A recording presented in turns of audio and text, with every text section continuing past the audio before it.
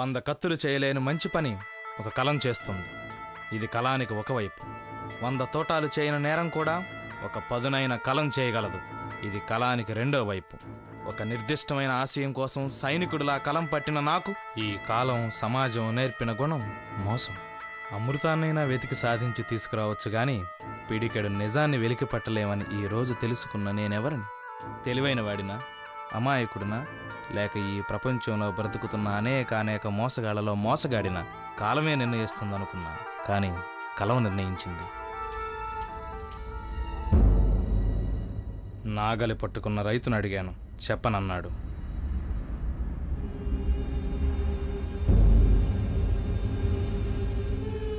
వర్తక వ్యాపారిని అడిగాను, చెప్పలేనన్నాడు. రాజకీయ నాయకుడిని కూడా అడిగి చూశాను, చెబితే పరువు పోతుందన్నాడు. సాఫ్ట్వేర్ మహారాజుని అడిగి చూశాం, అలసిన మొహంలో నీరసం కనిపించింది. చివరికి పోసి నవ్వుల చిన్నారిని కూడా అడిగి చూశాం. స్వచ్ఛమైన చిరునవ్వే నా ప్రశ్నకి సమాధానం అయ్యింది. ఆ చిరునవ్వే నా ప్రశ్నకి సమాధానమా? అది నిజంగా నిజమేనా? ఏమో, నాకు తెలియదు. మన దేశంలో ఉన్న అనేక అమాయక పల్లెల్లో మా ఊరు కూడా ఒకటి. మనుషులకు దూరంగా, మనస్సాక్షికి దగ్గరగా ప్రకృతి ఒడిలో పెరిగిన నేను ఈ సమాజం కూడా అంత అందంగా, నిస్వార్థంగా, పచ్చగా ఉంటుందనుకుని భ్రమించాను.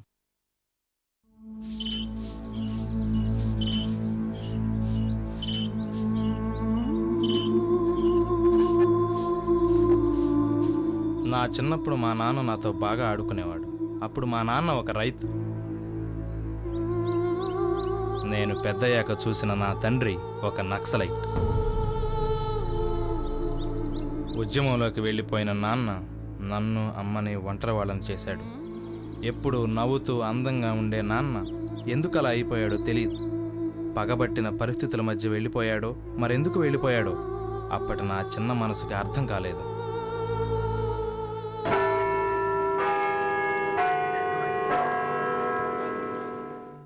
ఆ చీకటి వెలుగుల బ్రతుకులో నేను పెద్దవాడినయ్యాను. కానీ నాన్నను చూడలేకపోయాను. అడవిలో ఒంటరిగా వెతికేవాడిని. ఎక్కడైనా కనిపిస్తాడేమోనని చిన్న ఆశ. కంటికి కనిపించిన ప్రదేశం అంతా వెతికాను. అమ్మని అడిగితే ఆ నిస్సత్తువ కళ్ళల్లో ఒక వెలుగు కనిపించేది. ఆ వెలుగు నాకిప్పటికీ అర్థం కాలేదు.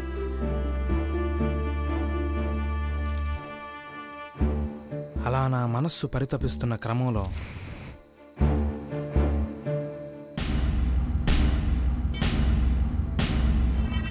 ఆ వెలుగు మా ఇంట్లోకి వచ్చి నా ఒడిలో వాలింది. రక్తసిక్తమైన దేహంతో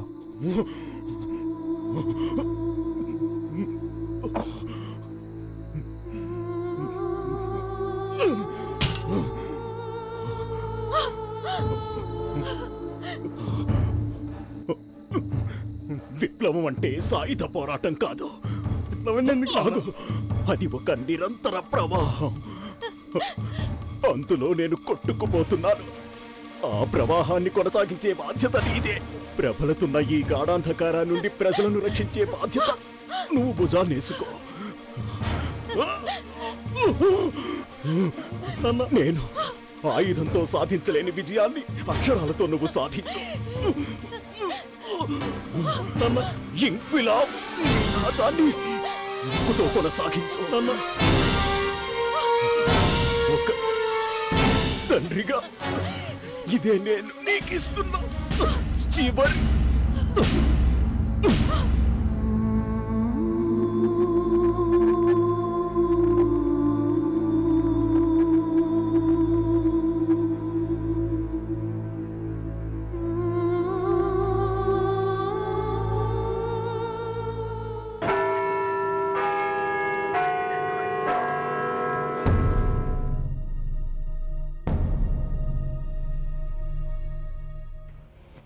నేను జర్నలిస్ట్ని అయ్యాను. నిజాన్ని వెలికి తీద్దామనుకున్నాను. నిశ్శబ్దంగా నిజాయితీగా మొదలుపెట్టిన నా తొలి అడుగు అక్కడే ఆగిపోయింది.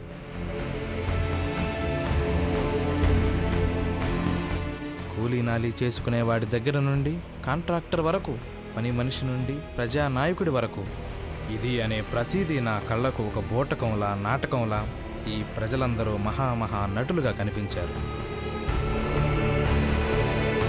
తప్పెవరిది? నాదా? నా కళ్ళదా? ఈ ప్రజలదా? అడుగు వేసిన ప్రతిసారి అవరోధం, ఎలుగెత్తి చాటుతున్న ప్రతిసారి అవమానం, అనుమానం. నా పత్రికలోనే నేను రాసిన నిజాలు కనిపించడం లేదు. వాళ్లకు వార్తలు కావాలి, నిజాలు అవసరం లేదు. సర్క్యులేషన్ కావాలి, అవసరాలు వాళ్ళకొద్దు. కులాభిమానం కావాలి, కష్టప్రజ హృదయం వద్దు. నా ఈ కళాన్ని దూరంగా విసిరేయాలనుంది. ఈ అంకెల గారడీల జీతాలు నాకొద్దు. నేనేమి చేయలేనా?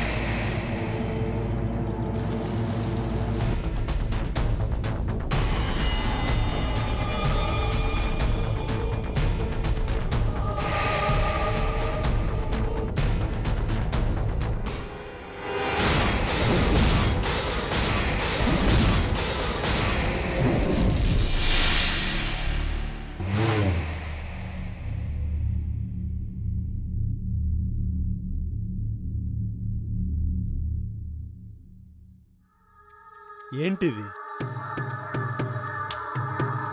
నేనెవరని చూస్తున్నావా? ఈ సమాజాన్ని బాగు చేయటానికి జ్వలించిన ఆహుతుల్లో నేను ఒకణ్ణి, మీ నాన్నగారి అనుచరుణ్ణి. గుర్తుంచుకో, దీంతో నువ్వేమీ చేయలేవు. ఎప్పటికైనా సమాజం స్థాపితమయ్యేది దీంతోనే.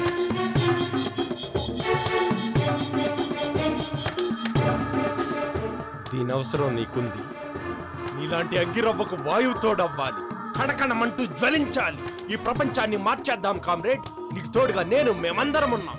మనమంతా ఒక శక్తి కామ్రేడ్, ఒక శక్తి.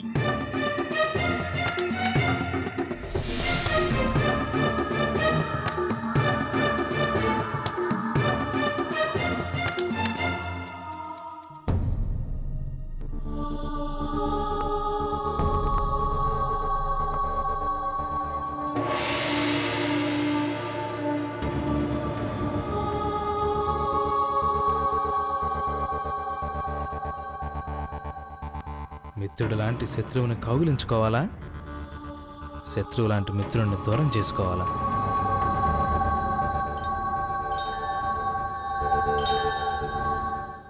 అలిసిన కన్నులు కాంచేదేమిటి? తొణికిన స్వప్నం, తొలిగిన స్వర్గం. చెదిరిన గుండెల నదిమేదేమిటి? అవతల యువతల అరులై ఇరులే. విసిగిన ప్రాణుల పిలిచేదెవ్వరు?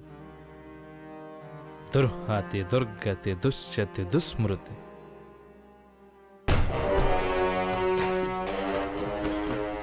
నాన్నను బలి తీసుకునింది నక్సలిజం నాకు ఇచ్చిన ఎక్స్గ్రేషియా ఈ గన్.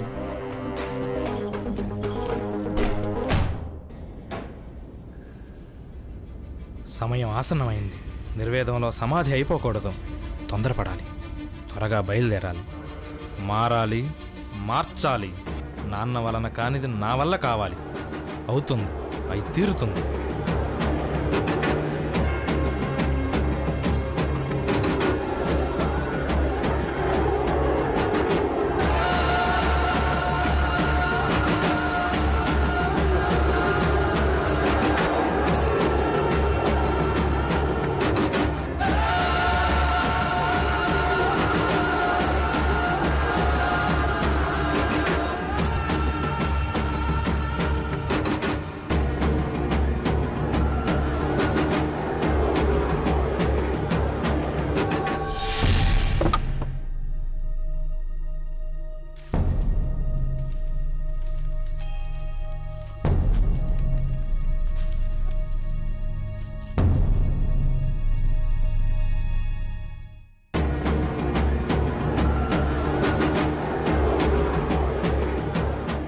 ఇంతకు ముందెన్నడూ లేని ఆత్మవిశ్వాసంతో నిశ్శబ్ద విజయానికి నిలువెత్తు చిరునామాగా ఈరోజు ఇతను, రేపు ఇంకొకరు, తరువాత మరొకరు, ఇలా ప్రపంచం మొత్తం నవ సమాజ నిర్మాణానికి పాటుపడాలని ఆశిస్తూ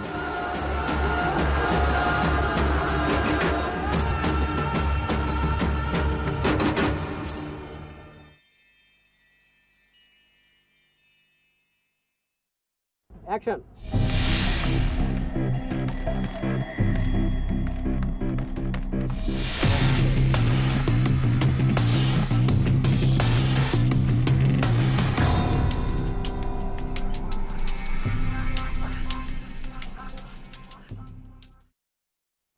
ఓకే యాక్షన్. చూసుకోండి సార్, చూసుకో. ఆహా ఇది నాకు ఫస్ట్ చేతులు పెట్టుకోండి. Sir okay sir. ఓకేనా? స్టార్ట్. Okay action. లెంగ్త్ ఎక్కువైపోయింది. రెడీ. ఎక్కువైపోయింది. అట్నే పట్టుకుంటూ దగ్గర రావాలి గన్ను వెనకాయ